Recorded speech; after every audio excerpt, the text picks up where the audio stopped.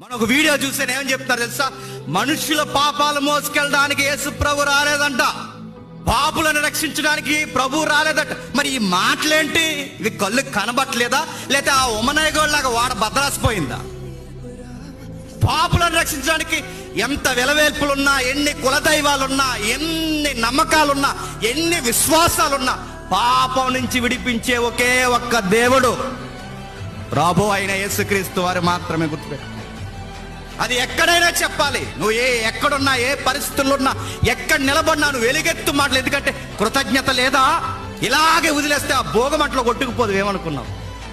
ఇలాగే వదిలేస్తే ఎగిరిపోదువి. ఇలాగే వదిలేస్తే ఏమైపోయి నీ జీవితం? నిన్ను రక్షించి, నిన్ను కడిగి, నిన్ను ఇక్కడ నిలబెట్టి నా కొరకు మాట్లాడవయ్యా అని నిన్ను నన్ను విశ్వాసగా పిలిస్తే ఈ రోజు ఆయన గూర్చి ఆయన పాపుల రక్షకుడని నోటంట మాట రావట్లేదంటే కృతజ్ఞత ఉందా?